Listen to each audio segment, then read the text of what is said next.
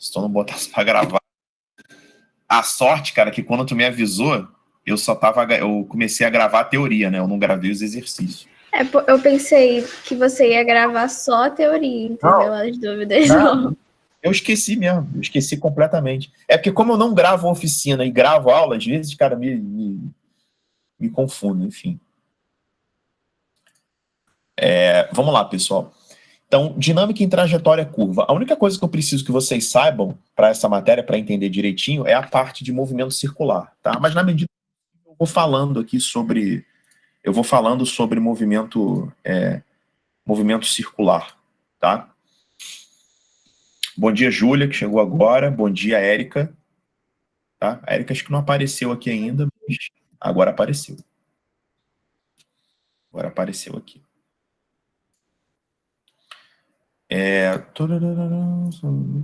Peraí. Deixa eu ver um negócio aqui. Ô, Érica, você que está com a câmera ligada? Não, quem é que está com... É você, né? Tá, eu só vou pedir para vocês desativarem a câmera e o áudio, tá? Por que a gente faz isso? Para a conexão ficar mais rápida, tá bom? Porque às vezes acaba travando um pouco. Mas sempre que vocês quiserem falar, e eu vou dar espaço para vocês falarem na aula, aí vocês desativem o áudio e falem comigo. É porque se todo mundo ficar com áudio e com vídeo aberto, a conexão pode travar não só para mim, mas para todo mundo. A gente já fez esse teste antes. Bom, mas vamos lá, pessoal. Dinâmica em trajetória curva. Aí o que eu coloquei aqui para vocês foi o seguinte, ó. Visto que todo movimento circular possui uma aceleração centrípeta, atua sobre uma massa m uma força centrípeta, que é calculada pela segunda lei de Newton. Então, pessoal, na aula passada, que a gente estudou movimento circular, eu mostrei para vocês que a aceleração centrípeta é velocidade linear ao quadrado dividido pelo raio, tá bom? A demonstração dessa fórmula é extremamente complexa e envolve física de nível superior, então vamos decorar, tá? Velocidade ao quadrado dividido pelo raio. Ou seja, todo corpo que executa um movimento circular, seja esse movimento circular uniforme ou não, ele possui uma aceleração que aponta para o centro, tá? E essa aceleração, ela é chamada de aceleração centrípeta e é calculada como velocidade ao quadrado dividido pelo raio. E nunca é demais lembrar que a velocidade linear é a angular vezes o raio. Então a gente também pode expressar a aceleração centrípeta em função da velocidade angular, basta substituir o v por ômega-r, tá? E aí, pessoal, se a gente aplicar a segunda lei de Newton, que é força resultante igual a massa vezes aceleração, a gente pode escrever que a força centrípeta é a massa vezes a aceleração centrípeta. Então, o tema da aula de hoje é o uso dessa segunda lei de Newton aplicada ao movimento circular. E aí, isso aqui que eu escrevi embaixo do círculozinho é muito importante, pessoal. A gente vai ver isso nos casos que eu vou colocar aqui para frente. Para o cálculo da força centrípeta, vamos utilizar o seguinte raciocínio. Força centrípeta, vocês vão pensar da seguinte forma, são as forças que apontam para o centro, menos as forças que apontam na direção oposta ao centro. Tá? Então, pessoal, a gente, para o cálculo da força centrípeta, imagina que você tem um corpinho aqui nesse ponto, tá? Para o cálculo da força centrípeta, a gente só vai considerar a direção, a gente chama essa direção de radial, tá bom? A gente só vai considerar a direção radial. Então, a gente vai fazer todas as forças que apontam para o centro, menos todas as forças que apontam na direção oposta ao centro. É assim que a gente vai calcular a força centrípeta. Então, a força centrípeta vai ser as forças que apontam na direção do centro, menos as forças que apontam na direção oposta ao centro. Se por acaso tiver alguma força com direção perpendicular à direção radial, ela não vai entrar no cálculo da força centrípeta, tá bom? A gente vai ver isso nos exemplos a seguir. Tá? Então, quem aponta para o centro, menos quem aponta para fora do centro. Se tiver alguma força perpendicular a essa direção radial, a essa linha pontilhada, não entra no cálculo da força centrípeta. E se por acaso tiver alguma força oblíqua, por exemplo, você tem a massinha M aqui. Aí se você tiver uma força que não está nem perpendicular para ser excluída e nem na direção do centro, você precisa projetar, não é? Então vamos supor que você tem uma força F. Você vai projetar essa força F em F na direção X e F na direção Y. E só a componente X da força F vai ser utilizada no cálculo da força centrípeta, porque está apontando para o centro. E o Fy ela vai ser desprezada nesse cálculo da força centrípeta. Alguém quer perguntar alguma coisa sobre o primeiro slide? Podem perguntar aí à vontade, pessoal.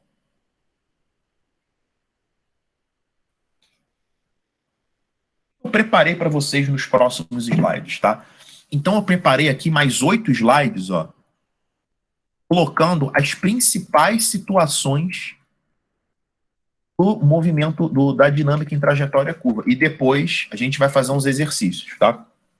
Se der tempo da gente fazer todos, eu coloco mais, porque eu estou pegando os exercícios da apostila.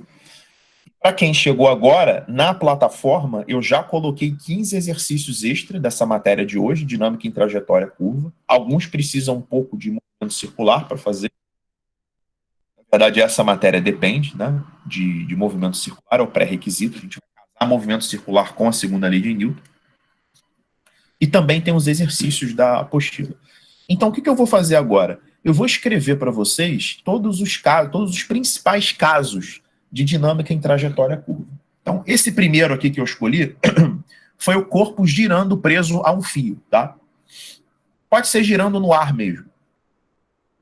Forças que estão atuando nessa bolinha. Eu tenho a tração, eu tenho aqui a tração, e eu tenho o peso. O peso, ele é perpendicular, não é? O peso ele é perpendicular ao solo. Vamos imaginar que o solo esteja aqui. O peso ele é perpendicular ao solo, de modo que esse ângulo aqui seja de 90 graus, tá? Porque como essa figura aqui está em 3 dimensões, a gente tem que desenhar em perspectiva. Bom, como é que eu vou escrever a expressão da força centrípeta? Pessoal, força centrípeta é quem aponta para o centro menos quem aponta na direção oposta ao centro, que a gente vai chamar aqui de para fora, né? Para dentro menos quem aponta para fora. Só tem a tração que aponta para dentro e não tem ninguém apontando para fora. Então aqui a tração é massa e a aceleração centrípeta é v ao quadrado sobre r. Notem que isso aqui não é uma fórmula, é simplesmente a aplicação do conceito de força centrípeta. Então sempre que você tiver um corpo preso a um fio girando, né, girando no ar, vai ser tração igual a mv ao quadrado sobre r. Obviamente não é para decorar esse caso. Isso aqui é só para ajudar vocês a fazerem os exercícios. Alguém quer perguntar alguma coisa sobre esse slide?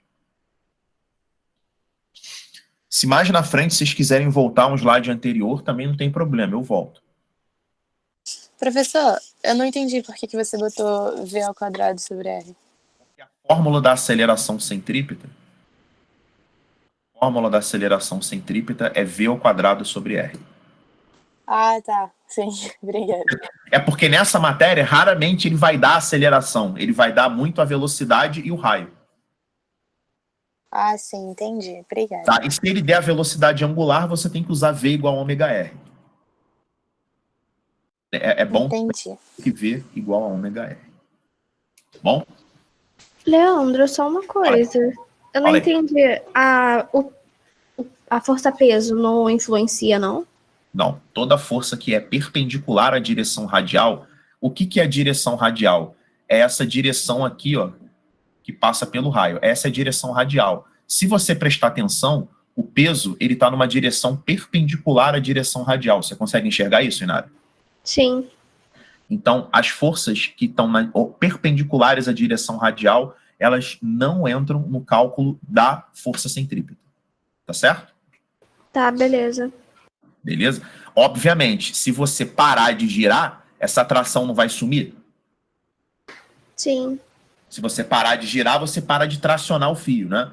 E aí a bolinha vai cair. Por que a bolinha vai cair? Porque aí o peso vai atuar. Certo? Aham. O peso ele tem influência, sim. Só que tem influência se você parar de girar o corpo. Aí ele vai cair. Vamos ao próximo aqui, que é o carro em uma curva plana, tá? Eu fiz um desenho aqui bem tosco aqui do... Esse outro eu peguei da internet, óbvio, mas essa pista aí foi eu que fiz. Carro em uma curva plana. Pessoal, quando a gente tem um carro em uma curva plana, forças que estão atuando no carro, aí a gente tem que olhar para esse desenho aqui. Eu tenho peso, eu tenho a normal, tá? Pessoal, obviamente, eu tenho a força do motor para frente, né? E eu tenho um atrito para trás. Só que, novamente, essa força do motor que está para frente, esse atrito que está para trás, o peso e a normal, eles estão perpendiculares à direção radial. A única força que aponta para o centro da trajetória é a força de atrito lateral entre o pneu e a curva. Então, só tem uma força que aponta para o centro, e a força de atrito.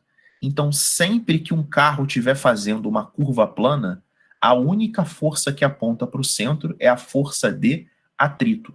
Todas as outras forças, elas estão perpendiculares a essa direção radial. Você tem, ó, se você tiver o carro acelerando, se você tiver um motor fazendo força para frente, a força do motor está perpendicular. Se você tiver o atrito na perpendicular, tá? Ele também... Perdão, deixa eu apagar esse atrito aqui. Deixa eu colocar aqui um fatilinha. Tá, você tem tanto o atrito lateral do pneu quanto o atrito perpendicular. E esse atrito perpendicular, obviamente, ele é perpendicular à trajetória. Você tem a normal que está saindo aqui do plano, do computador de vocês, e você tem o peso que está entrando no plano do computador de vocês, que também tem uma direção perpendicular. Resumindo, pessoal, tudo que é perpendicular à direção radial não entra no cálculo da força centrípeta. Então, só sobra a força de atrito. Então, na hora que eu escrevo força centrípeta igual a massa vezes aceleração centrípeta, para esse caso, a força centrípeta ela é a força de atrito. Vocês sabem que a força de atrito ela depende da normal, né? Porque a força de atrito é o coeficiente de atrito vezes a normal. Deixa eu só liberar alguém aqui, pronto. E aí, se você trocar a força de atrito por μ vezes a normal, vai ficar μ vezes a normal igual a massa vezes velocidade ao quadrado sobre o raio. Só que a normal aqui é igual ao peso. E o peso é massa vezes gravidade. Então, você pode destrinchar e escrever isso aqui. Ó. Corta massa com massa. Você pode estabelecer essa relaçãozinha, tá? Você pode escrever que μ vezes a gravidade igual a v ao quadrado sobre r. Deixa eu só organizar esses dados aqui. Vamos ver se vai... Pronto. E aí, finalmente, a gente pode escrever que a velocidade é a raiz quadrada de μ rg, se você quiser isolar a velocidade, tá? Mas não precisa chegar até aqui. O fato é você saber que a força centrípeta aqui é a força de atrito. Se você escrever que a força centrípeta é mv ao quadrado, que a força de atrito, perdão, é mv ao quadrado sobre r, já está ótimo. Aí é só você ir abrindo a força de atrito, tá? A força de atrito é μ vezes a normal é igual ao peso, e você consegue chegar nessa relação aqui. Tá? Então, pessoal, o que acontece? Por que uma curva é perigosa? Se você quiser entrar numa curva com uma velocidade muito alta, você vai depender de três coisas. Você vai depender da gravidade do planeta que você está andando, né? Como os carros andam no planeta Terra, a gente acaba desconsiderando o G, não é? Você depende do coeficiente de atrito e você depende do raio da trajetória. Tá? Quanto maior o coeficiente de atrito, quanto mais atrito tiver entre o pneu e a pista, obviamente, maior a velocidade que você vai poder desenvolver com segurança, né? E quanto maior o raio da curva, ou seja, quanto mais aberta for a curva, maior a velocidade que você vai poder desenvolver. Isso faz todo sentido, obviamente, né? Se você tiver uma curva muito fechada, uma curva com raio muito pequeno, a velocidade também tem que ser pequena, tá bom? Por isso que tem uma curva aqui na Abelardo Bueno, aquela curva Chico Anísio, né, que vai ligar a Abelardo Bueno, liga a Ayrton Senna a Abelardo Bueno, aquela curva é muito fechada. Volta e meia vocês veem carro capotado ali. A curva muito fechada, ela tem um raio pequeno. Em dia chuvoso, diminui o coeficiente de atrito. Então você tem que diminuir a tua velocidade por 2 motivos. Então vocês podem usar a física quando vocês estiverem andando de carro, né? Choveu, o coeficiente de atrito diminuiu. Você tem que andar mais devagar. Raio da curva é muito pequeno, ou seja, a curva é muito fechada, tem que andar mais devagar. Então, choveu, curva fechada, tem que entrar devagarinho na curva. Tá bom? Alguém quer perguntar alguma coisa sobre esse caso? Sobre esse número 2? Estou aberto aí às perguntas. Pessoal, é para vocês perguntarem qualquer coisa mesmo. A gente não tem pressa de terminar o conteúdo aqui não, tá? Esse tempo de aula que a gente tem aqui é mais do que suficiente para vocês perguntarem o que vocês quiserem. E se eu não conseguir terminar hoje, eu termino na próxima aula, não tem problema nenhum. Vocês nunca vão atrapalhar a aula perguntando. Terceiro caso, lombada e depressão.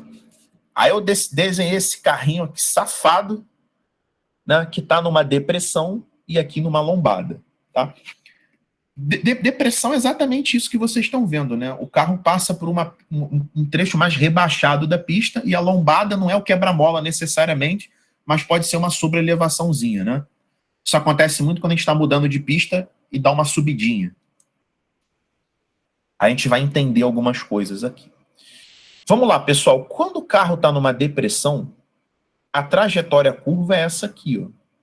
E o centro da trajetória está aqui. Forças que estão atuando nesse carrinho. Normal e o peso. Leandro, por que aqui você está considerando a normal e o peso e ali você não considerou, hein? Porque no carro, na curva plana, a normal e o peso, elas são perpendiculares à direção radial e eu não vou considerar. Agora, aqui, a normal está na direção do centro e o peso está na direção oposta. Qualquer outra força que possa existir, ela é perpendicular. O motorzinho para frente, o atrito para trás, tá? Eu não vou representar porque ela vai ser descartada. Então, nessa situação, a gente vai ter força que aponta para o centro, menos a força que aponta na direção oposta ao centro, é mv ao quadrado sobre r. Se você quiser isolar a normal aqui, a normal vai ser mv ao quadrado sobre r mais mg. E aí, pessoal, eu vou dizer uma coisa para vocês. A sensação de peso que a gente tem, ela não depende propriamente do nosso peso, ela depende sim da normal, tá bom? Tanto que quando a gente sobe numa balança, a balança ela não lê a nossa massa, no caso, né? Que a balança ela dá a massa, mas a balança calcula o peso. A balança ela calcula a força normal. Você empurra a balança para baixo, a balança te empurra para cima. Essa força que a balança faz em você é que ela registra.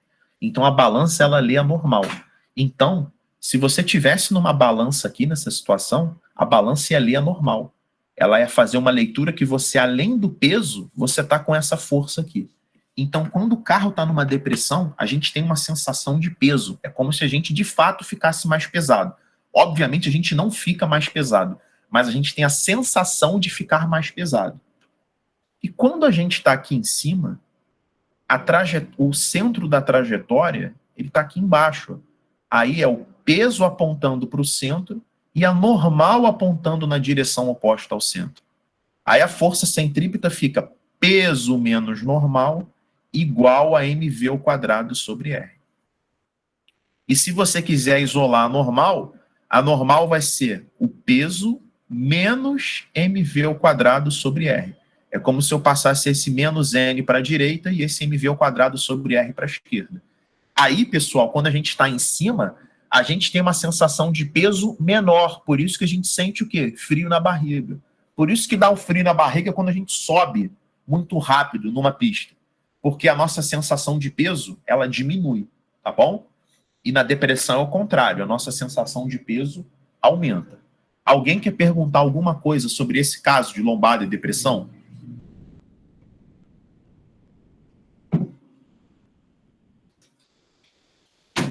Ah, professor, Oi. ali naquela fórmula mv ao quadrado sobre r, é Aham. tudo sobre r ou é só o v sobre r? Porque nos Tanto outros faz. eu...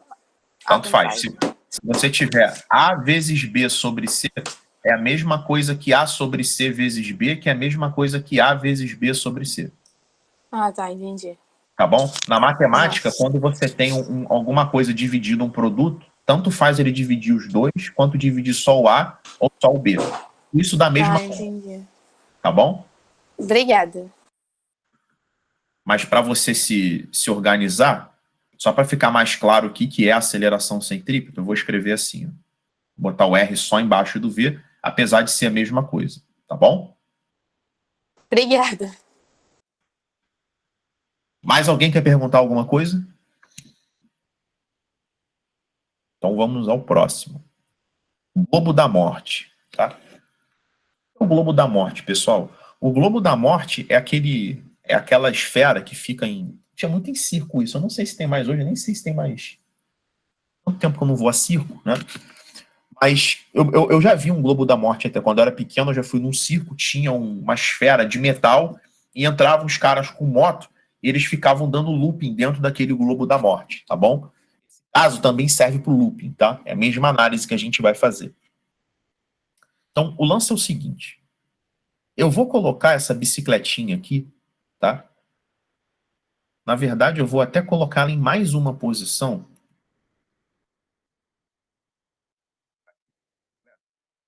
Vou colocar ela numa posição que forma algum ângulo. Eu vou chamar essa posição aqui de posição D de dado. Então, vamos lá, pessoal. Na posição A, então vou deixar aqui.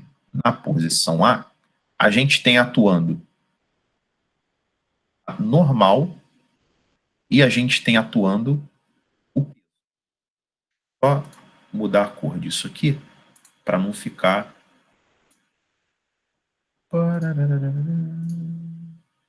Pronto, só para não atrapalhar aqui. Então, aqui vai ser normal menos peso igual a mv ao quadrado sobre r. A gente já tinha visto esse caso aqui em cima, não é? Opa, aqui no 4, que era na depressão. Tá? Normal menos peso igual a mv ao quadrado sobre r. No caso B, olha como é que está a distribuição das forças. Aqui a normal.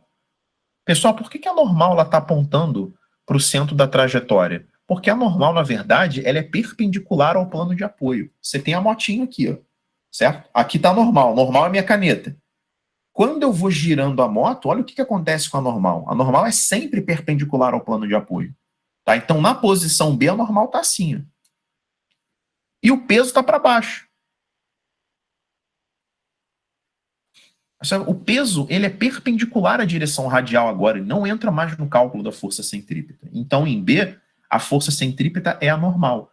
Normal igual a mv ao quadrado sobre r. Lembrando que a gente está usando sempre força centrípeta igual a massa vezes aceleração centrípeta.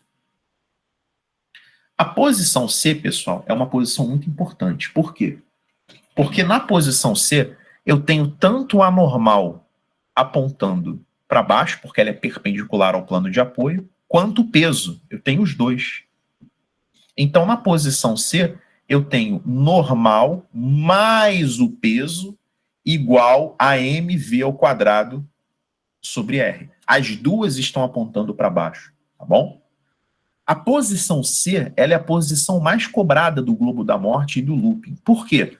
Porque eles perguntam sempre, né, ou quase sempre, qual é a velocidade mínima que você precisa ter para conseguir dar essa volta. Porque, pessoal, obviamente, se eu entrar muito devagar aqui com a minha moto, eu vou despencar lá de cima. Agora, se eu entrar bem rápido, eu consigo fazer o looping, tá bom?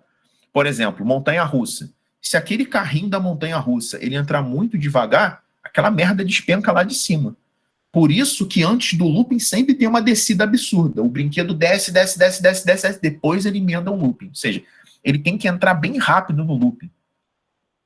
E na hora que ele entra bem rápido no looping, o momento antes de você entrar, que você está aqui embaixo, você tem uma sensação de peso enorme, né? Parece que a tua bunda cola ali no banco. Aí depois não. Depois, quando ele dá o looping, você chega a descolar, o que te segura é o cinto de segurança. Agora, a velocidade mínima em C acontece quando você está na iminência de perder o contato. O que te mantém em contato com o plano? É a normal. Enquanto você tem normal, você tem contato. A hora que você perde essa força normal, ou seja, a hora que a tua força normal vale zero, esse é o momento que você perdeu o contato. Então, se você fizer a normal valer zero lá em C, a gente vai ter a seguinte situação: zero mais o peso, que é mg, igual a mv ao quadrado sobre r. Cancela as massas, multiplica cruzado, você vai ficar com v ao quadrado igual a gr, você vai ficar com v igual a raiz quadrada de gr. Essa é a velocidade mínima para você executar o looping. Ou seja, você tem que ir com uma velocidade acima dessa. Se você entrar exatamente com raiz de GR, se você entrar exatamente com essa velocidade, lá em cima a tua normal vai ser zero, aí você vai despencar. Se você entrar um pouquinho mais rápido que essa velocidade, aí não tem problema. Obviamente, nessas atrações, os caras sabem com que velocidade eles têm que andar. Por isso que eles ficam andando em círculo ali embaixo. A hora que eles atingem uma velocidade boa, aí eles completam o looping. Eles sabem, os artistas que andam dentro disso, eles sabem qual é a velocidade que ele precisa ter ali no ponteiro para ele executar o looping. É claro que se ele sabe que a velocidade mínima é 70 km por hora, ele não vai andar 71, ele vai andar 80, 85, ele vai dar uma boa margem de segurança para ele conseguir completar o looping bonitinho, tá bom? Sobre os casos A, B e C, alguém tem alguma dúvida? Leandro, eu tô só confundindo essa questão aí da normal, porque... Da normal não, do ângulo de 90. Porque, tipo assim, tanto a normal forma o ângulo de 90 com a moto e o peso também. Então, por que que... Em Eu D tô... que você está falando, né? É, isso. Então vamos lá, já entendi sua dúvida. Você concorda comigo que a direção radial é essa tracejada? Sim. Você concorda comigo que quem é perpendicular a essa reta tracejada não entra no cálculo da força centrípeta? Ah, tá. Então, eu sempre traço uma reta e vejo quem é Sempre perpendicular é isso. à reta. Para te ajudar, traça essa linha pontilhada, que é a direção radial, só para você ver quem é que está perpendicular a ela. Quem está perpendicular a ela, já bota no bolso e não vai entrar no cálculo da força centrípeta. Entendi, então. Entendeu? Obrigada. Obviamente, Ossaro, eu não estou dizendo que você não vai usar essa força. Tá vendo aqui no caso da curva plana? No caso, Sim. no caso da curva plana, percebeu que a normal e o peso, elas são perpendiculares a essa linha pontilhada? Uhum. Elas não entram no cálculo da força centrípeta, mas como a força centrípeta é a força de atrito e a força de atrito depende da normal, aí você vai usar para calcular você vai usar a normal igual ao peso no exercício, mas não vai colocar na fórmula da força centrípeta, beleza? Entendi. Uma coisa que eu tinha confundido nesse exemplo é porque, tipo assim, a tendência do carro é em linha reta, né? Eu achei que tinha alguma força que representasse isso. Mas isso aí é A, outra coisa que eu tô falando, então. a tendência do carro é sempre sair pela tangente, tá? Tanto que quando tem acidente, o carro vai direto. Porque o carro, a velocidade do carro é sempre perpendicular à trajetória. Quando o carro está aqui, a velocidade é assim. O carro só não sai pela tangente por causa da força centrípeta, que é justamente essa força de atrito lateral entre o pneu e o asfalto. A hora que ele perde essa força de atrito, ele vai embora pela tangente. Ele perde o traçado da curva. Você vê muito isso aí em carro de Fórmula 1, que anda, anda no limite, né? A uma velocidade absurda. Volta e meia, o carro passa reto. Se você entrar voada numa curva muito rápido, você vai sair pela tangente. Você vai embora. Tá bom? Tá bom, obrigada. O que te mantém fazendo a curva é a força centrípeta. Que nesse caso aí, quem faz o papel de força centrípeta é a força de atrito. Pessoal, esse caso D, ele não está nem na posição mais nem na posição mais alta e ele não está nem numa posição lateral. Tá? Esse caso deu o seguinte, vamos pegar as forças que estão atuando nele. A gente tem a normal é sempre perpendicular ao plano de apoio. E nesse caso aqui, a normal sempre vai apontar para o centro. Só que o peso, ele está para baixo. Deixa eu colocar o peso em outro lugar aqui. Só que o peso aqui, ó, olha a direção dele, pessoal. Temos um probleminha aqui com o peso. Né? Se você desenhar a linha tracejada, que é a direção radial,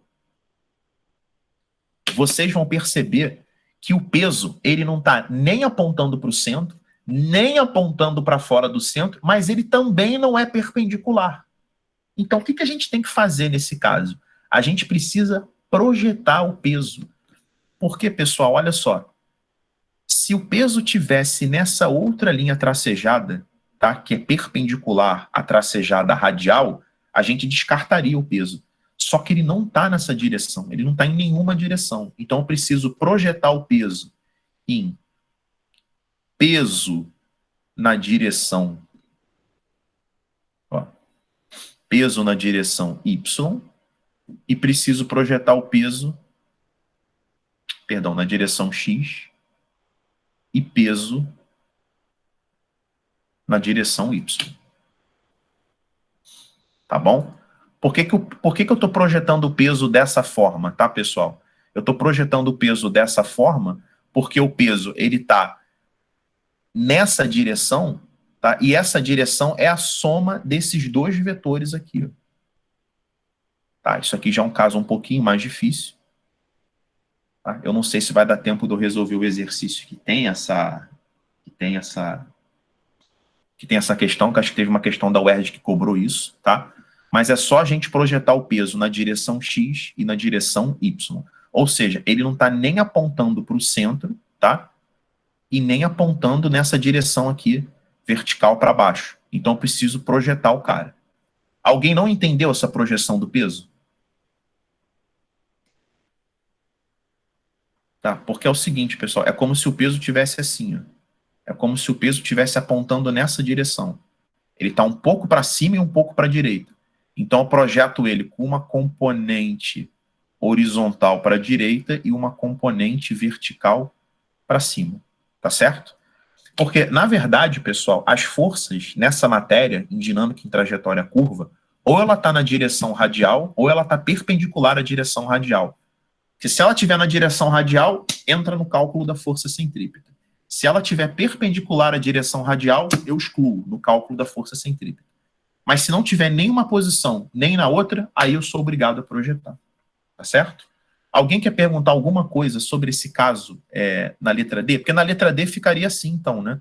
A componente horizontal do peso, a componente X do peso, mais a normal, seria igual a mv ao quadrado sobre R. Já tornaria o problema mais difícil, porque hoje precisaria te dar qual é o ângulo de inclinação.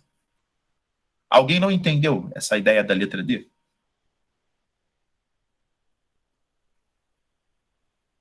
É uma ideia um pouco mais, já é uma ideia um pouco mais complicada. A gente vai ver os casos de projeção, tá, no pêndulo cônico e na curva sobrelevada.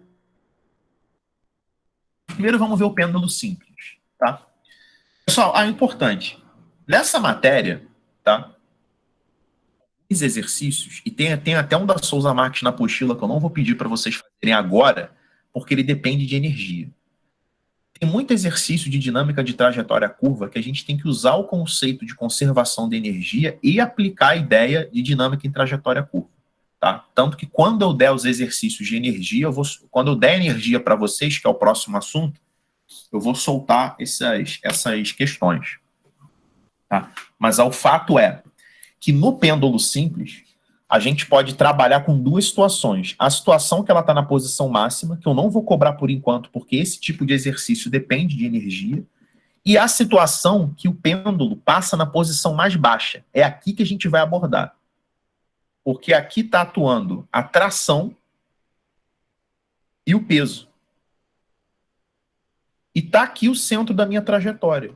Então, as duas, tanto a tração quanto o peso, estão na direção radial. E não tem ninguém perpendicular a ela para eu excluir. Então, vamos lá. Quem aponta para o centro, menos quem aponta na direção oposta ao centro, igual a massa vezes a aceleração centrípeta. Então, no pêndulo simples, é só você colocar essa situação aqui. Alguém quer perguntar alguma coisa sobre pêndulo simples? Tá? Aqui é o ponto onde ele possui velocidade máxima, tá bom? A maior velocidade dele é quando ele passa na parte de baixo, na parte mais baixa da trajetória. A justificativa disso é por energia, então não vou dar por enquanto, só vou afirmar que a velocidade aqui é máxima. Ô, Leandro, Pode. se for aplicada uma força para ele começar a balançar, essa força não entra? Depende, você aplicou a força onde? Lá em cima ou continua aplicando a força? Não, assim, o pêndulo ele continua balançando depois da primeira força, né? Tipo assim, eu apliquei uma força, empurrei e. Vai balançar, e aí ele vai com atrito com o ar, ele vai perdendo energia até parar. Isso. Cada vez que ele chega no extremo, você dá uma balançadinha nele. Pode ser também. Tá? Mas aí, quando você aplicou força nele, você só aplicou no início, né? Depois essa força não existe mais. E aí, independente se ele falar, foi aplicada uma força ao pêndulo, a fórmula é exatamente essa. Não, porque quando você aplica uma força, tá? Tem dois motivos para a gente não considerar essa sua hipótese. Quando eu aplico uma força em algum extremo, essa força só foi aplicada naquele momento. É que nem quando você empurra um bloco. Quando você empurra um bloco para longe, a sua força só está no início do movimento, depois ela não existe mais. Você vai aplicar uma força num bloco, o bloco vai adquirir velocidade e ele vai perdendo essa velocidade, porque a tua força não está atuando mais. É diferente de você se manter empurrando. Mas mesmo que você se mantivesse empurrando, mesmo que eu aplicasse uma força F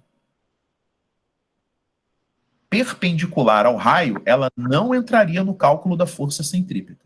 Tá certo? Ah, tá, entendi. Agora, se eu aplicasse uma força F, tá, que tivesse uma direção que não fosse perpendicular à direção radial, aí eu teria que decompor a força F e aí ela entraria no cálculo da força centrípeta. Mas eu posso te dizer que eu nunca topei com um tipo de exercício desse.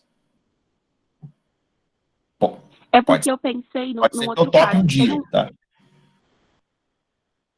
Tem um negocinho que, tipo assim, são várias bolinhas assim, e aí você pega uma, solta e elas ficam se batendo. Ah, isso aí eu vou dar para vocês em colisão, em quantidade de movimento. Aí é outra parada. Não tem a ver com pêndulo. É um pêndulo, tá? Mas aí o princípio físico que vai reger isso aí são as colisões. Aí eu vou ter que dar quantidade de movimento para vocês, que é a matéria depois de energia. A gente vai até fazer essa questão, que é do Enem. Essa Tá bom, então, obrigada. questão do pêndulo é a questão do Enem. A gente vai resolver depois da aula de energia, que eu vou dar impulso e quantidade de movimento para vocês, tá bom?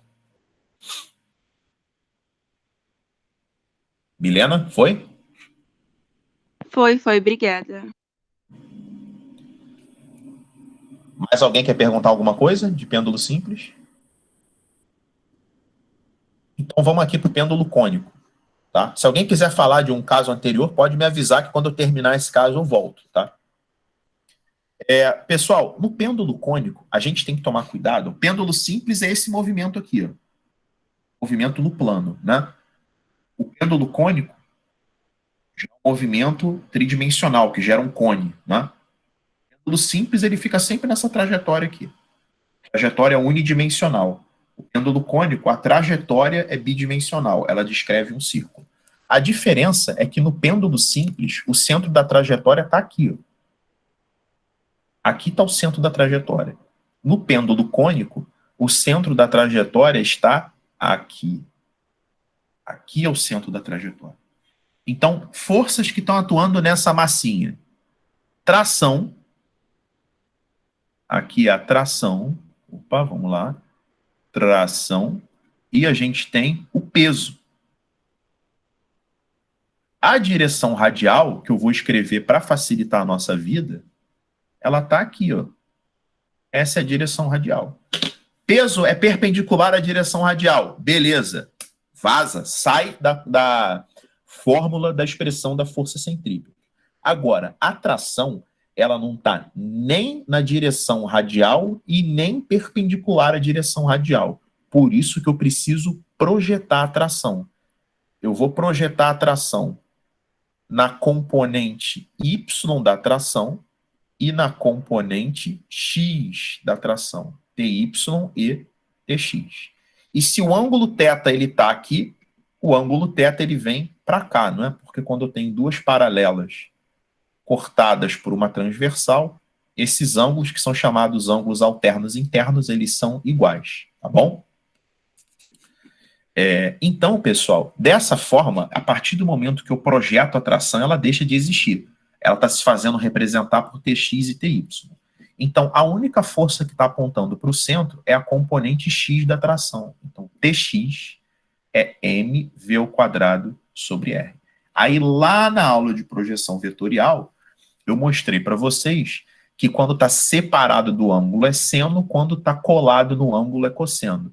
Como o x está separado do ângulo, vai ser t seno de θ igual a mv² sobre R. Ah, Leandro, mas eu fiz uma questão que o ângulo era aqui, ó. Aí o tx vai estar colado, vai ser t cosseno. Por isso que nunca é bom decorar a fórmula, tá? É sim pegar o jeito de fazer. Então aqui você vai escrever que t seno é mv² sobre R. E obviamente que o ty, tá? Que é o t cosseno de θ, é igual ao peso, tá? Apesar da vertical não entrar no cálculo da força centrípeta, se tiver uma força para cima e uma para baixo, é bom você igualar, já que não tem movimento na vertical. Tá bom? Porque você pode usar essa igualdade aqui, quase sempre vai usar essa igualdade para resolver o problema. Alguém quer perguntar alguma coisa sobre o pêndulo cônico? Leandro, eu sei que você não deu essa matéria ainda, mas, tipo assim, se você projetasse o movimento dele, não ficaria um círculo, né? Se eu projetasse o movimento dele? Eu sempre tenho dificuldade de enxergar como é que ficaria, tipo, fazer uma sombra mesmo do movimento. Ô, Sara, o que que acontece? Essa matéria, o movimento que ele descreve, é física e matemática de nível superior, tá? Então esquece isso por enquanto. O tipo de movimento, tá? Que pode ser que não seja exatamente um círculo, tá? Pode ser que seja uma elipse, pode ser que seja... Na verdade, esse tipo de movimento, se você quer saber, ele é helicoidal, ele é uma espiral, tá?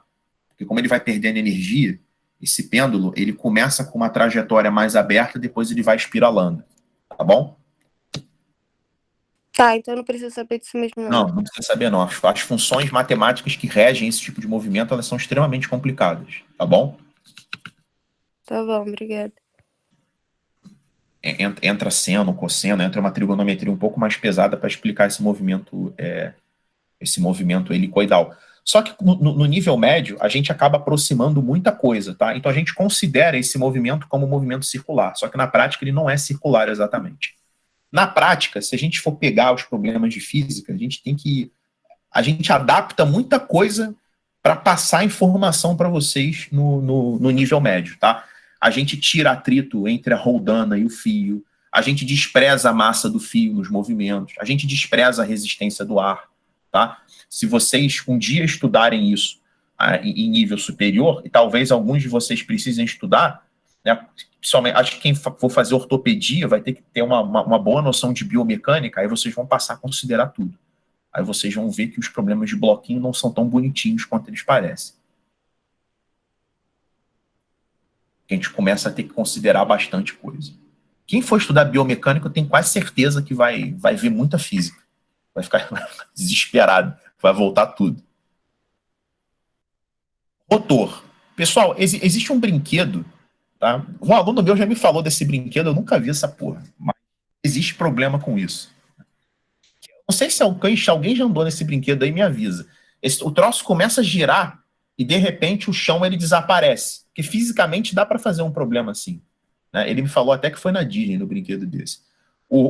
É um cilindro grandão, ele começa a girar muito rápido, de repente, o piso, ele desce, ou ele desaparece, ele desce e você fica sem chão, mas você não cai, você fica preso pelo atrito entre a tua roupa e a parede do cilindro, que tem um coeficiente de atrito bem alto.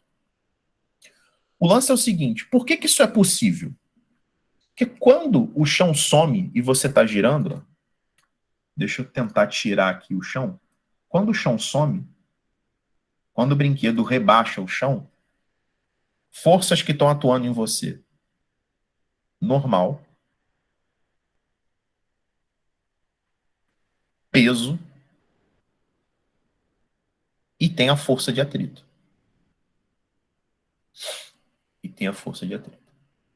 Tá? E o centro da trajetória está aqui, tá? Porque você está girando assim.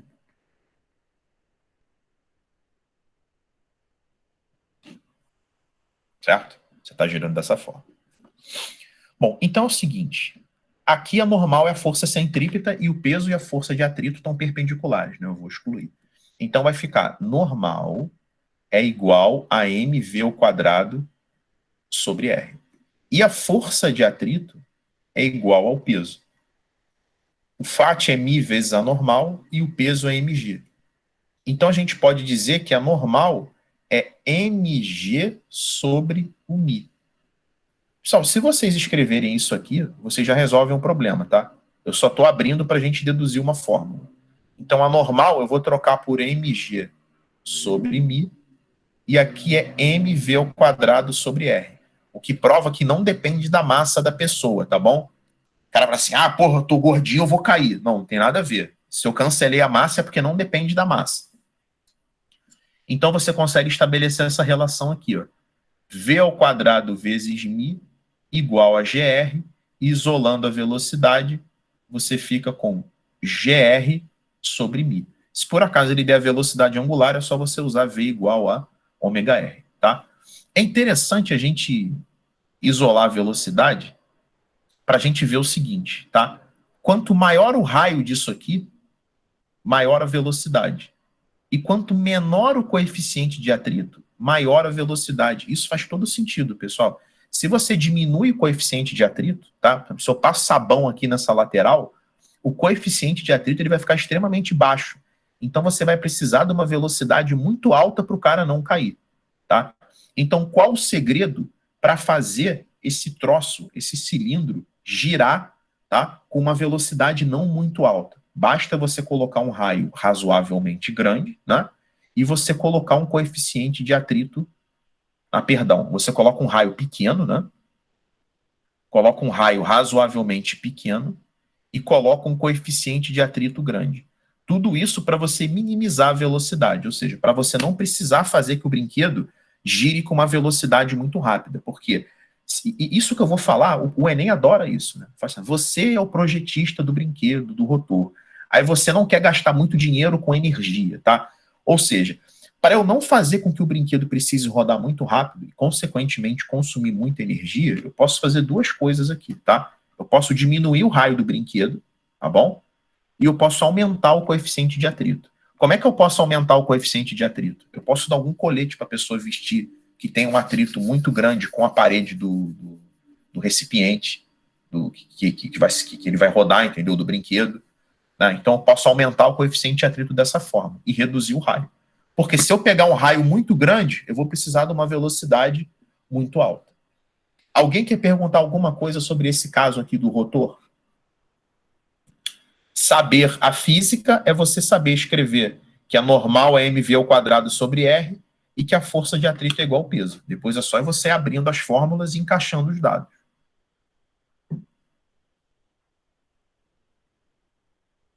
Como esse caso aqui, que ele é um pouco mais complicado, tá?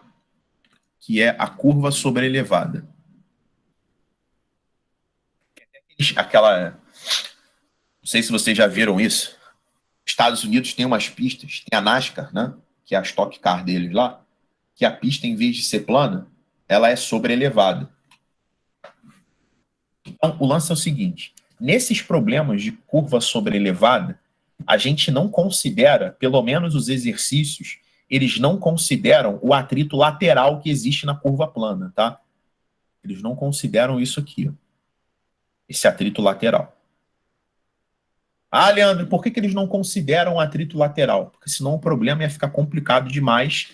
E aqui eu estou repetindo para vocês. Esses exercícios, tá? As situações do dia a dia, elas são adaptadas, tá? Para a gente exibir uma versão mais fácil, mais simplificada dos movimentos. Se a gente colocar tudo que está atuando aqui, vai virar um inferno, né? Vai depender do formato do carro, da resistência do ar, velocidade do vento. Essa é a física real. Forças que estão atuando aqui. Eu vou até colocar uma régua para me ajudar. A normal, que é perpendicular ao plano de apoio. Então, aqui vai entrar a normal. Vamos lá. Vamos desenhar aqui a normal.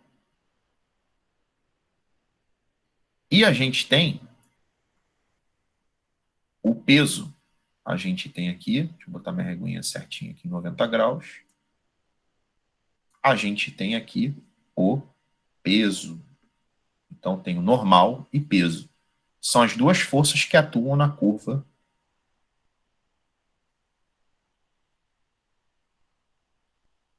Normal e peso. Tá? Lembrando aqui, eu não considero o atrito lateral que tem na curva plana. O lance é o seguinte, pessoal. O centro da trajetória, ela está aqui. Ó. Tá? Esse carro, ele faz a pista, tá? Faz uma volta completa e o centro da trajetória está aqui. Se vocês prestarem atenção, o peso ele já é perpendicular à trajetória. Então não precisa projetar o peso. Aí você vai falar assim, Leandro, mas no plano inclinado você me ensinou que quando tiver um plano inclinado já é para colocar P seno e P cosseno. Porém, nessa matéria, tá, a gente só vai projetar as forças que não estão na direção radial e nem na direção perpendicular à radial. Ou seja, pessoal, nessa matéria, o eixo X é a direção radial e o eixo Y é a direção perpendicular à radial. O peso já está na direção perpendicular à radial, não preciso projetar. Eu só preciso projetar a normal. Então vamos pegar uma reguinha aqui e projetar a normal. A gente vai colocar aqui a normal na direção Y e a normal na direção radial. E vamos colocar aqui a normal na direção radial. Aqui vai ser a normal na direção X e aqui vai ser a normal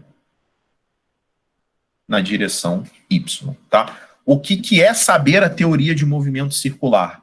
É você escrever que a normal na direção X é mv² sobre R, e você também saber que a normal na direção Y é igual ao peso, tá bom? E a partir do momento que você projeta a normal, ela deixa de existir e passa a ser representada por nx e ny.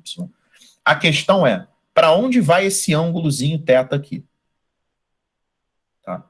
O lance é o seguinte, pessoal, para facilitar a vida de vocês, vamos imaginar que esse ângulo aqui fosse de 20 graus. Então aqui também vai ser 20 graus. Porque você tem duas paralelas cortadas por uma transversal. Se aqui é 20 graus, eu quero que vocês reparem no seguinte, tá? Aqui, ó. Deixa eu fazer aqui o... Deixa eu só fazer um desenho para facilitar aqui a vida de vocês. Eu vou colocar aqui um plano inclinado. Eu vou colocar aqui a normal na direção X. Se ficar ruim, eu faço outro desenho. Normal na direção Y. Vou colocar aqui a normal, que já foi projetada. E vou colocar o peso. E vamos trabalhar com esse ângulo aqui de 20 graus, tá? Então, pessoal, o lance é o seguinte, ó. Deixa eu fazer a extensão disso aqui.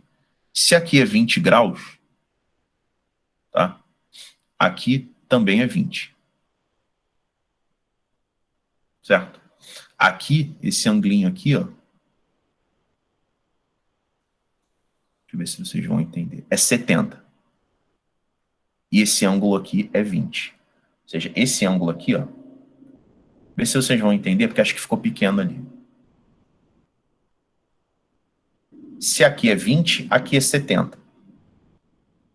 Tá? Se aqui é 70, aqui é 20. Então, esse ângulo de 20, ele veio para cá. E se aqui é 20, aqui também é 20. Porque esses ângulos são opostos pelo vértice. O que eu estou querendo dizer é o seguinte, aqui ficou ruim esse desenho porque ficou muito pequeno. O que eu estou querendo dizer é o seguinte, que esse ângulo θ aqui, ele vem para cá, ó.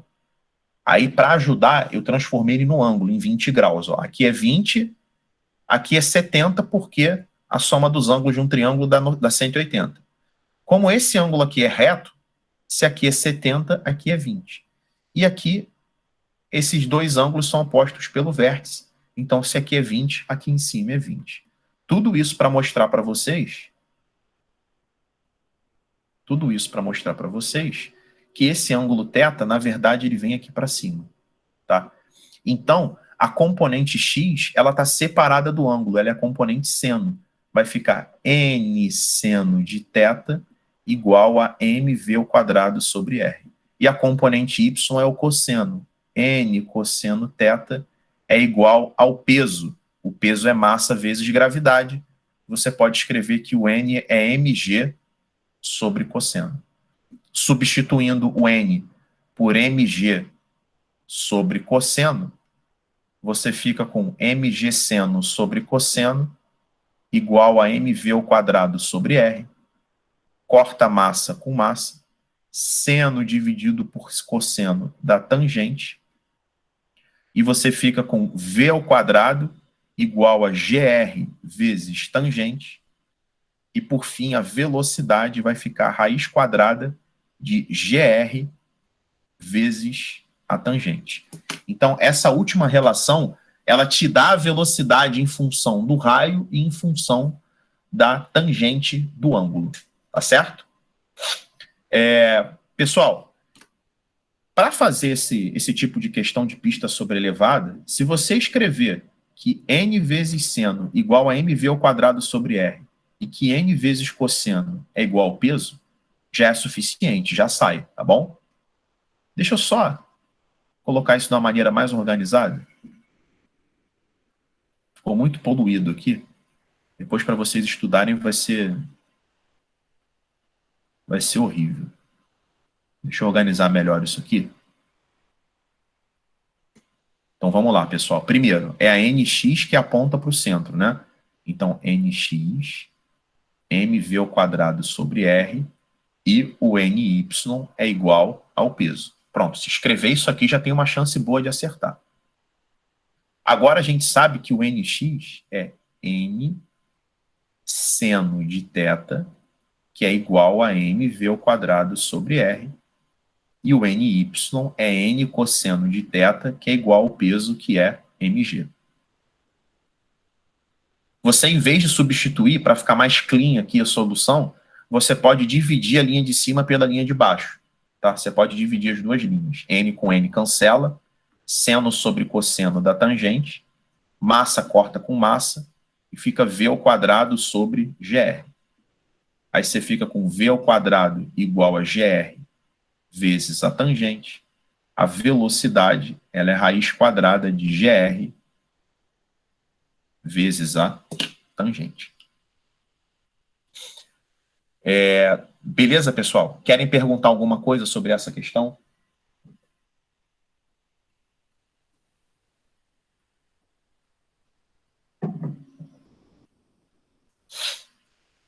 Bom, vamos lá então.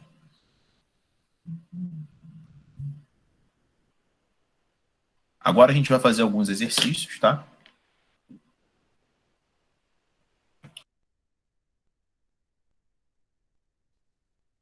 Vamos lá, exercício 31 da apostila de vocês.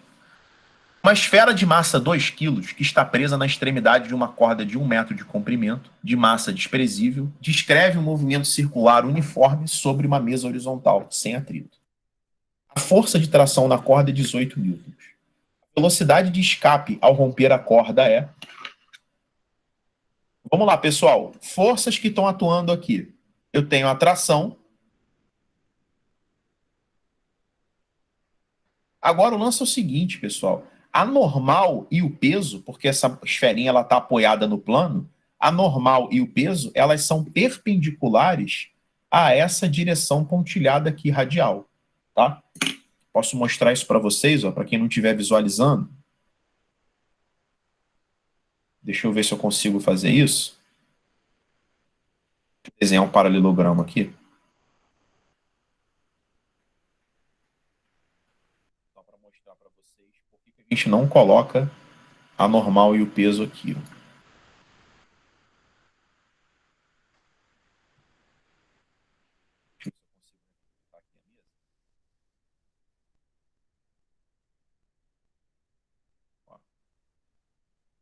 O lance é o seguinte, pessoal.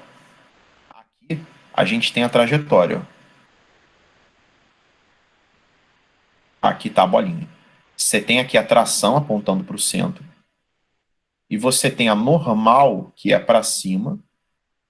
E você tem o peso, que é para baixo. Eu vou excluir a normal e o peso. Apesar de eu saber que a normal é igual ao peso, eu vou excluir essas duas forças no cálculo da força centrípeta.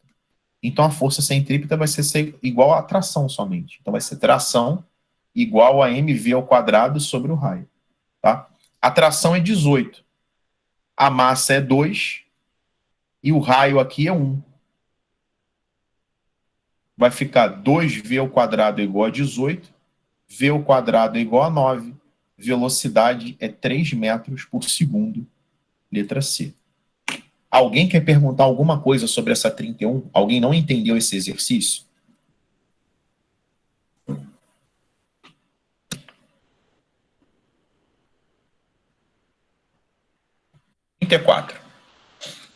Estão me escutando aí? Tainá, tá me escutando? Tô sim. Tá travando o que eu tô falando ou tá bom? Normal. Beleza. Vamos lá, pessoal. 34. Considere a figura a seguir, na qual é mostrado um piloto acrobata fazendo sua moto girar por dentro de um globo da morte. Ao realizar um movimento de loop dentro do globo da morte, ou seja, percorrendo a trajetória ABCD mostrada acima, o piloto precisa manter uma velocidade mínima de sua moto para que a mesma não caia ao passar pelo ponto mais alto do globo, que é a letra A. Nessas condições, a velocidade mínima V da moto, de forma que a mesma não caia ao passar pelo ponto A, dado que o globo da morte tem raio de 3,60 metros, aí ele manda considerar a aceleração da gravidade como 10. Pessoal, vamos prestar atenção no seguinte. Não precisa ficar decorando aquelas expressões que eu deduzi da velocidade. Eu só deduzi aquelas expressões para a gente analisar a prática, a conclusão daquela expressão. Quando você estiver numa prova, você vai simplesmente representar as forças que estão atuando em A. Você sabe que são elas normal e peso, tá? Você até sabe que tem a força do motor da moto, ou a força do motor, ou a força que a pedalada aplica à roda da bicicleta, enfim. Mas elas são perpendiculares ao raio, né? Então, aqui no ponto A, você tem que quem aponta para o centro, menos quem aponta na direção oposta, que não tem ninguém, é igual a massa vezes a aceleração centrípeta. E aí você sabe que para perder o contato, a gente precisa perder a normal. Então a velocidade vai ser mínima quando a gente fizer a normal igual a 0. E aí o peso é massa vezes gravidade, por isso que ele não deu peso, igual a mv ao quadrado sobre r. Vou cancelar as massas e eu mesmo vou deduzir que v ao quadrado é igual a gr. Ou seja, eu vou deduzir que o v é raiz quadrada de gr. Ou seja, que a velocidade depende praticamente do raio, né? A mínima. E aí, pessoal, é só substituir essa velocidade mínima. Vai ser raiz quadrada de 10 vezes 3,6, que é raiz quadrada de 36, 6 metros por segundo. Só que ele colocou em quilômetros por hora, tem que multiplicar por 3,6, né? A gente vai ter um total de 21,6 quilômetros por hora. Também a letra C. Alguém quer perguntar alguma coisa sobre essa questão? Você só tem que tomar cuidado nesse tipo de questão se tivesse 6 km por hora, hein? Para não confundir vocês com as unidades. Leandro, pode explicar de novo só porque o N é igual a 0? Porque é o seguinte, Nara, a moto ela só vai se manter em contato com o globo da morte se tiver normal. A normal é a força de contato, tá bom? O lance é o seguinte, quando é que eu sei que esse cara vai cair? Ele cai quando a normal vale 0. É assim que a gente cai num looping, né? Se você entrar correndo nesse globo da morte, tentar fazer um looping, vai ter uma hora que você vai despencar lá de cima, porque você não tem velocidade suficiente para se manter em contato, tá bom? Porque a velocidade, o cálculo da velocidade mínima é essa aqui, ó. GR, se você não conseguir atingir essa velocidade, por exemplo, de 21,6 km por hora, que para a gente é muito rápido, a gente não consegue fazer um looping correndo, por exemplo, tá? O lance é o seguinte, se essa normal ela não vale 0, ele permanece em contato com o globo da morte, então ele consegue fazer o looping. É o que acontece, né, nesse tipo de atração, o cara não cai lá de cima. Agora, se essa normal for 0, se eu fizer essa normal 0, eu vou achar um valor de velocidade que faz com que essa normal seja 0. Ou seja, se ele andar exatamente com 26,1 km por hora, a normal vai ser 0, ele vai cair. Então ele precisa passar com uma velocidade superior a 21,6 km por hora. Você entendeu isso aí, Inara? Ah, entendi. Tá? Velocidade mínima é só você supor a normal é igual a 0, porque ele está querendo saber qual é o momento que está na iminência de perder o contato. Aí você vai pegar a força e igualar a 0. Quer falar alguma coisa? Não, entendi. Então vamos lá. Ô, Leandro, Mais alguém? Fala aí. no caso desse segundo desenho de moto aí, se eu fizesse a decomposição das forças, ia ficar igual do plano inclinado, né? Que segundo porque quando desenho? esse que não tá desenhado, do cara na moto. Vou fazer para você aqui, ó. Normal. E aqui é o peso, tá vendo? Só que é o seguinte, ó, a direção radial não é essa aqui da normal? E a direção perpendicular é essa, né? Quem é que você precisa projetar aqui, Sara? Peso ou normal? Normal. Não, peraí, eu preciso projetar o peso, mas é normal que vai contar, né? Isso. Porque aí o peso, ó, você vai ficar com peso na direção X e você vai ficar com peso na direção Y. Então, tua expressão aqui, nessa situação, seria normal menos PY igual a mv ao quadrado sobre R. Entendeu? Entendi.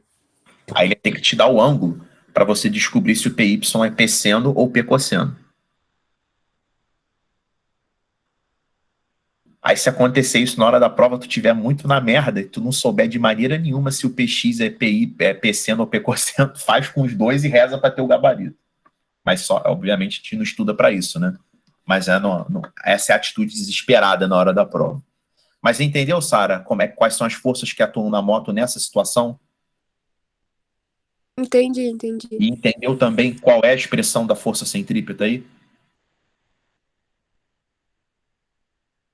Aham, entendi. Então vamos lá. 35. Muitos parques de diversão se utilizam de princípios físicos para o seu completo funcionamento. O chapéu mexicano, por exemplo, é um brinquedo no qual o indivíduo fica girando sentado em uma cadeira pendurada em uma corrente de 5 metros de comprimento a uma velocidade de 12,1 metros por segundo.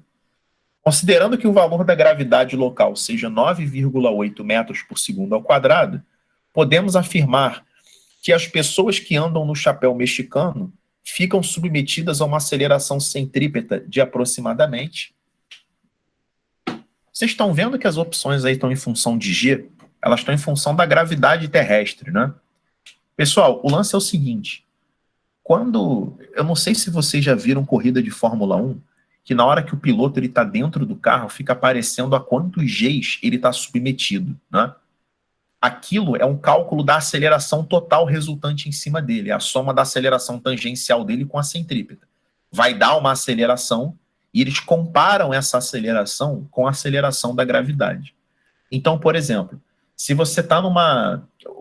Eu sei que os astronautas da NASA, eles fazem um treinamento que eles se submetem a não sei quantos Gs para ver se eles vão desmaiar ou não. Eles têm que ser resistentes a isso. Se eu não me engano, a gente, eu não sei o valor exato, tá? Mas se a gente for submetido a 5G ou 6G, a gente já desmaia. Esses caras que são treinados, não. Né? Então, para a gente calcular quantos Gs essas pessoas do brinquedo estão submetidas, é só fazer o simples cálculo da aceleração centrípeta, que é V ao quadrado sobre o raio. Esse valor de aceleração centrípeta eu vou comparar com a aceleração da gravidade. Vou ver quantas vezes ela é maior. Ora, pessoal, a velocidade é 12,1. Eu vou elevar ao quadrado e vou dividir pelo raio da trajetória. Ele não deu o raio da trajetória, mas se aqui vale 5, se aqui vale 4, eu sei que aqui vale 3. Nossa, ficou um lixo isso aqui que eu fiz. Vou fazer com régua. Isso aqui é o famoso triângulo 3, 4, 5, né? Aqui vale 3. Ó. Aqui vale 3. O raio dessa trajetória é 3 metros. Então, eu vou dividir por 3, tá? Pessoal, em vez de 12,1, eu vou colocar 12, tá? Já que ele quer aproximado, eu vou colocar 12 ao quadrado, que é 12 vezes 12 sobre 3. Então, dá aproximadamente 48 metros por segundo ao quadrado. E aí eu vou pegar 48 e vou dividir por 9,8. Aí vai dar aproximadamente 5, tá? Então, a gente tem uma aceleração de 5 vezes a aceleração da gravidade. Então, quem está girando nesse brinquedinho está submetido a uma aceleração centrípeta de 48 metros por segundo ao quadrado, que é 5 vezes maior do que a nossa aceleração da gravidade. Ou seja, já dá para passar mal aí nesse brinquedo, tá bom? Por isso que tem muita gente que desmaia nesses brinquedos, ficam girando igual um maluco. Alguém quer perguntar alguma coisa sobre essa 35?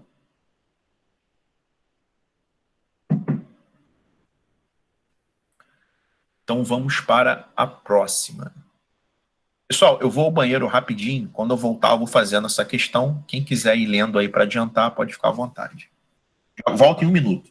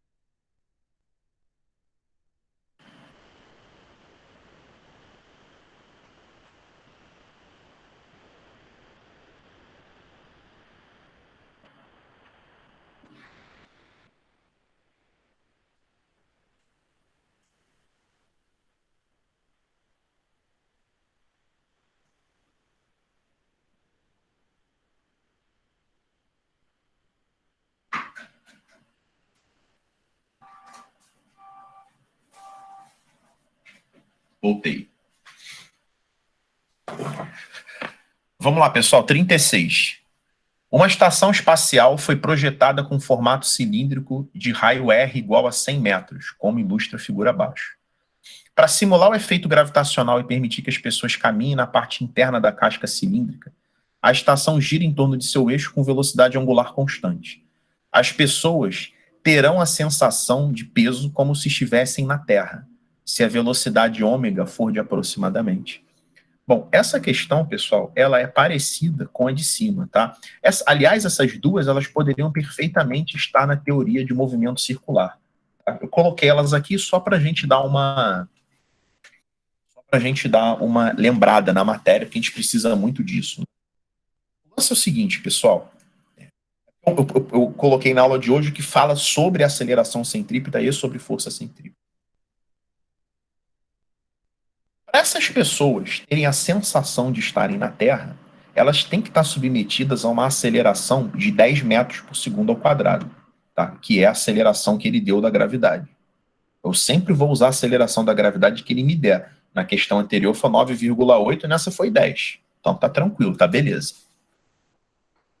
A gente sabe que a aceleração presente nesse tipo de movimento é a aceleração centrípeta, que é calculada como v² sobre r. A gente também sabe que o v é igual a ômega-r. Por que eu estou substituindo aqui o v por ômega-r? Porque nessa questão ele quer o ômega, tá? Então a minha aceleração centrípeta, ela pode ser ômega² sobre r², vezes r², perdão, sobre r. Se eu cancelar um r com r, eu posso também escrever a aceleração centrípeta como ômega² vezes r. Então saibam que a aceleração centrípeta pode ser v² sobre r, mas também pode ser ômega² vezes r. Não é uma fórmula nova. É simplesmente eu substituir v igual a ômega-r aqui. Então eu vou atacar essa segunda formulinha aqui. Ó. A aceleração centrípeta precisa ser 10, porque ela precisa simular a gravidade terrestre. Igual a ômega² e o raio da trajetória é 100. Aqui a gente vai ficar, pessoal, com ômega² igual a 10 sobre 100, que é 1/10. E o ômega, ele vai ser a raiz quadrada de 1/10. Se você olhar para as opções, obviamente não tem nenhuma raiz quadrada, né? Então, ó, raiz quadrada de 1 dá 1. A raiz de 10 é a raiz de 10. O que eu preciso fazer aqui é racionalizar.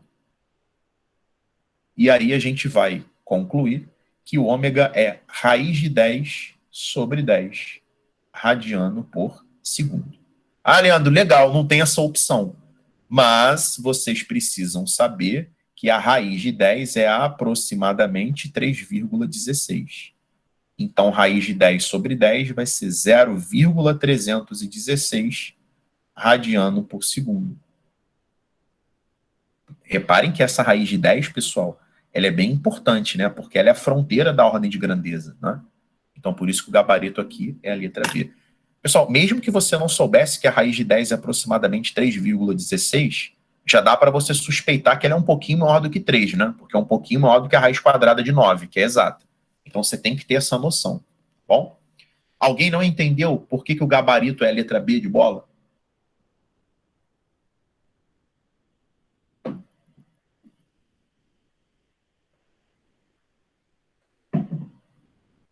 Vamos ver a próxima aqui. É boa, hein? Sara, essa é aquela questão da situação que você estava falando. Da moto naquela posição. Prestem atenção aqui, ó. O globo da morte apresenta um motociclista percorrendo uma circunferência em alta velocidade. Nesse circo, o raio da circunferência é igual a 4 metros. Observe o esquema a seguir. O módulo da velocidade da moto no ponto B é 12 metros por segundo e o sistema moto-piloto tem massa igual a 160 quilos. Determine a componente radial da resultante das forças sobre o globo em B. Ui! Vamos lá. Isso é questão boa. Isso é física hardcore. Vamos lá. Forças que estão atuando quando o cara está em B. Peso. Vou colocar o peso aqui. E a normal. Porra. Nossa senhora, que caganeira que eu fiz aqui, hein?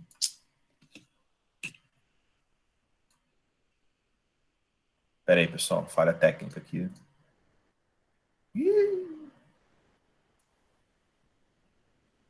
Só um minuto. Pronto, vamos lá. Deixa eu colocar normal aqui. Tomara que não fique bonitinho agora. Isso. Fica bonitinho aqui. O tio tá dando aula. Vamos lá. E a gente vai representar, deixa eu botar aqui um pouquinho mais de espesso, o nosso peso. Ô, Sara, tá aí? Oi, tô. Nesse caso aqui, quem é que eu preciso projetar? A normal ou o peso? Peso. O peso, né? Ele está perguntando, Sara, aproveitando que você já está aí, a componente radial. Qual é a componente radial aí? É normal ou peso? Normal. Normal, né? Por que a normal é a componente radial? Porque ela está apontando, ela está na direção do raio. Isso, por isso que ela é radial. Então, obrigado, Sara, pela participação. Agora a gente vai projetar o peso, hein, pessoal? Vamos projetar o peso. Eu vou colocar o peso aqui numa direção perpendicular à direção radial. Vamos lá.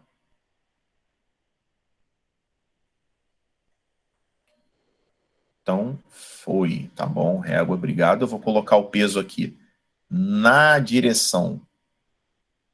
Aqui eu vou botar aqui é o peso, né? Eu vou colocar o peso na direção X e vou colocar o peso na direção Y. Só que o peso na direção Y, ele tá junto com a normal, tá? Aqui é o peso na direção Y. Com o seguinte detalhe, se o ângulo aqui vale 60, o ângulo θ ele também está aqui, ó.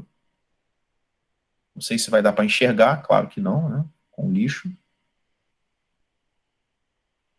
Aqui está o peso. Aqui está o PY, vou colocar pequenininho. E aqui está o nosso ângulo θ. Tá? Duas paralelas cortadas por uma transversal. Expressão da força centrípeta normal mais o PY igual a mv ao quadrado sobre R, tá? O PY ele ficou pequenininho, mas ele está aqui, ó. Aqui está o nosso PY, tá bom? Ele está apontando para o mesmo lugar que é normal. Normal, que é o que ele quer saber. Pessoal, o PY ele está colado no ângulo, então ele vai ser P cosseno do ângulo, igual a mv ao quadrado sobre R. Vamos substituir as coisas? O peso é a massa, que é 160, vezes a gravidade. Cosseno do ângulo é o cosseno de 60, que é meio. Igual a massa, que é 160, vezes a velocidade ao quadrado, dividido pelo raio, que é 4. Ele fala que o raio é 4. Eu vou ficar com o normal, mais 800, é igual... Se a gente cancelar aqui, pessoal, 12 vezes 3 dá 48. Ó, 12 vezes 12 sobre 4. Vai dar 3, vai dar 36, na verdade, né? Vezes 160. Vou fazer 36 vezes 16. Vai dar 36, vão 3, 18, 216, pan, 6, 7, 5, 5.760.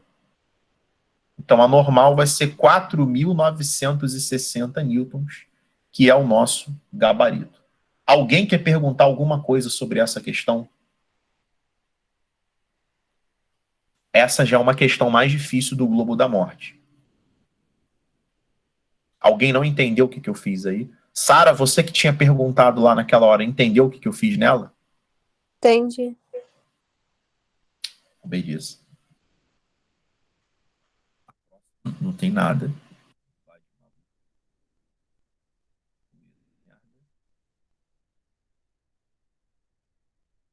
43.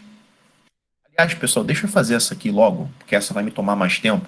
E a 43 é tranquila, vocês fazem para casa. Ó. 44. Vamos fazer essa para a gente fechar aqui. Ó. Uma partícula de massa m, presa na extremidade de uma corda ideal, descreve um movimento circular acelerado de raio R, contido em um plano vertical conforme a figura a seguir. Quando essa partícula atinge determinado valor de velocidade, a corda também atinge um valor máximo de tensão e se rompe. Nesse momento, a partícula é lançada horizontalmente de uma altura de 2R, indo atingir uma distância horizontal igual a 4R. Considerando a aceleração da gravidade no local igual a G, a tensão máxima experimentada pela corda foi de... Então, vamos dar uma olhada nisso aqui. Bom, o negocinho estava girando, né? De repente, quando ele chegou nessa altura, a corda arrebentou, tá? E aí ele foi lançada, tá? A corda se rompeu, aí ele foi lançado, saiu pela tangente, né? Ele foi lançado com essa velocidade V.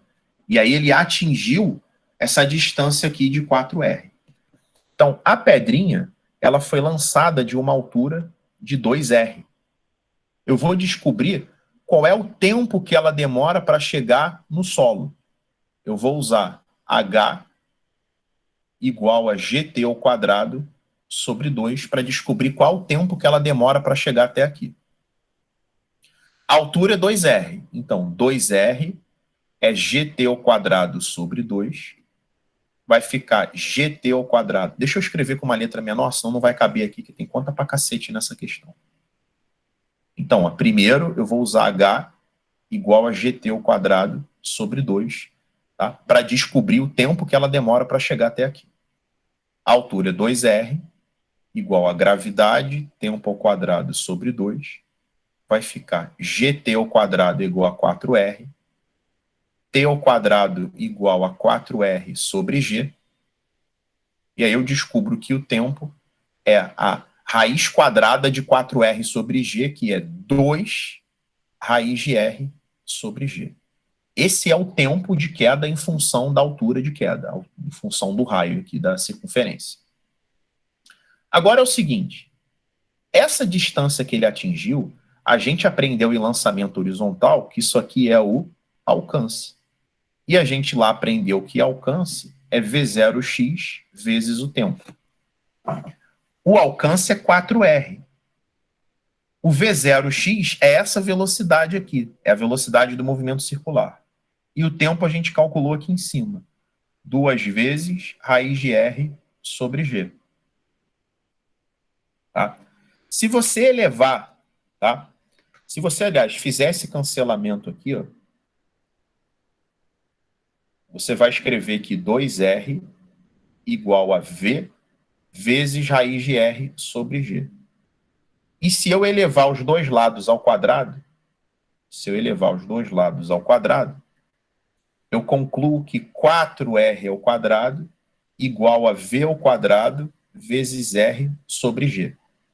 Corta um R com R, você vai ficar com V ao quadrado igual a 4RG.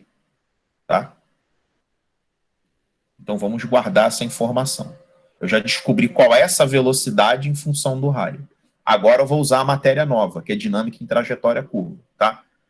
Eu sei que lá no ponto mais alto, né, quando a corda arrebenta, aqui eu tinha a tração da corda, né, a tensão da corda e o peso. Eram as forças que estavam atuando lá em cima. Então a tração mais o peso é mv ao quadrado sobre R. O peso, eu sei que é massa vezes gravidade. E esse V ao quadrado, eu acabei de descobrir que é 4RG sobre R.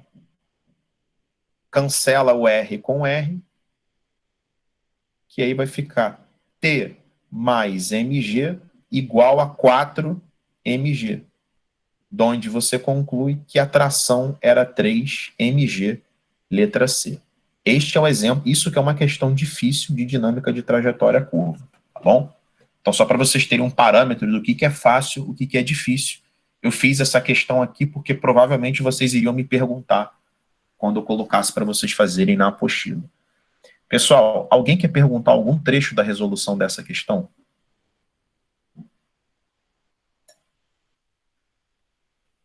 Ou vocês acharam tão difícil que não tem nem o que perguntar aí?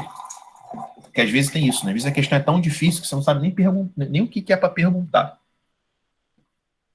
Você não sabe nem se você entendeu ou não a questão. Sugiro que vocês refaçam essa aí, tá? Na apostila. Pessoal, o lance é o seguinte. Eu vou passar o trabalho de casa para vocês, só para me despedir de vocês agora aqui rapidinho. Vou passar o trabalho de casa no grupo, tá bom? Que são os exercícios da apostila. Lá na plataforma tem uma lista com 15 exercícios de dinâmica de trajetória curva para vocês fazerem. E eu vou postar essa aula lá, tá bom? Vou deixar essa aula postada lá com a resolução desses exercícios aqui, exceto o 43, eu vou até excluir o 43 aqui. Vai ficar para casa. Todos esses exercícios aqui são da apostila, tá bom? Vou passar o trabalho de casa para vocês. Qualquer dúvida, eu estou à disposição no WhatsApp. Então, vejo vocês na sexta-feira, na aula de Física 2, que a gente vai dar lente.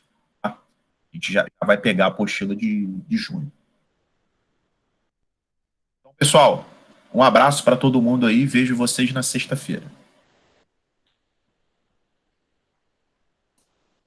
Tchau.